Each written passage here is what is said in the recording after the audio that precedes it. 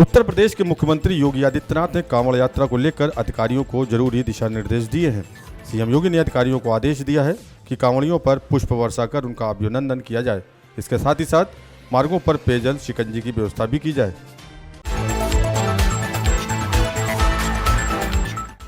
Deputy CM एवं स्वास्थ्य मंत्री ब्रजेश पाठक गुरुवार को फतेहपुर के जिला अस्पताल पहुंचे। यहां सुबह की सफाई तक नहीं हुई थी। इस पर नाराजगी जताते हुए सफाई कार्य में लगी संस्था प्रिंसिपल सिक्योरिटी का एक दिन का पैसा काटने का निर्देश दिया। उन्होंने इमरजेंसी ओपीडी और ब्लड बैंक का बारी बारी से निरीक्षण किया।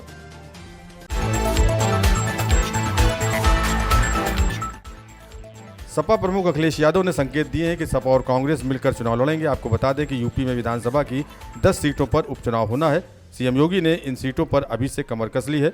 बुधवार को 30 मंत्रियों के साथ उन्होंने बैठक की और उन्हें 10 सीटें जीतने का लक्ष्य दिया। सीएम ने कहा कि मंत्री सप्ताह में कम से कम 2 दिन उसी क्षेत्र में रात्रि प्रवास जरूर करें और चुनाव समाप्त होने तक वहां डटे रहें। 30 मंत्रियों के कंधे पर उपचुनाव जीतने की जिम्मेदारी दी गई है।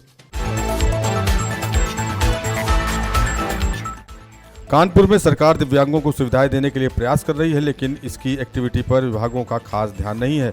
कानपुर के रजिस्ट्रार कार्यालय में बुजुर्गों व दिव्यांगों के लिए रैंप तक नहीं बनाए गए हैं।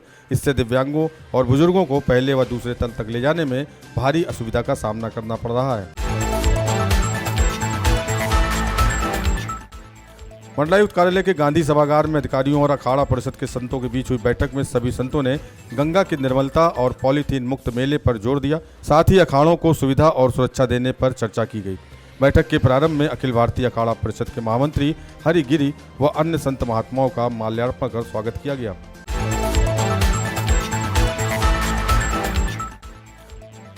यात्रा के लिए सुगम और सुरक्षित साधनों में भारतीय रेलवे पहले स्थान पर आती है, लेकिन कई बार कुछ हादसे हो जाते हैं जिनमें भारी जनहानि का परिणाम देखने को मिलता है। गोंडा में गुरुवार को घटना घटित हुई, जहां चंडीगढ़ डिब्रूगढ़ एक्सप्रेस की 5 बोगियां पलट गई। हादसा गोंडा गोरखपुर रेल मार्ग पर मोतीगंज के पिकौरा गांव के पास हुआ, जिसमें 3 लोगों के मरने की सूचना है और कई अन्य घायल।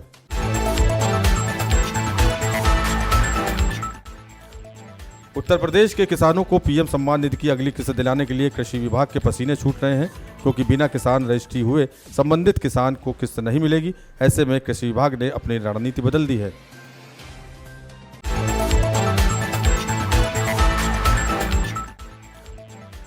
सावन महीने में कांवड़ियों के साथ आम भक्तों के लिए पहले जैसे ही व्यवस्था चलेगी, कोई परिवर्तन नहीं किया गया है। काशी विश्वनाथ मंदिर के सीईओ विश्वभूषण ने कहा कि कांवड़ियों की सेवा सत्कार के लिए मंदिर प्रशासन और स्वयंसेवी संस्थाएं भी लगी रहेंगी।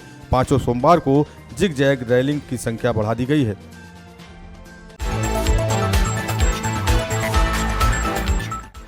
देर रात सोशल मीडिया पर प्लेटफॉर्म पर अनिरुद्ध पांडे निवासी मालवा खुर्द ने मुख्यमंत्री योगी आदित्यनाथ को 5 दिन के भीतर बम से उड़ाने की धमकी दी थी।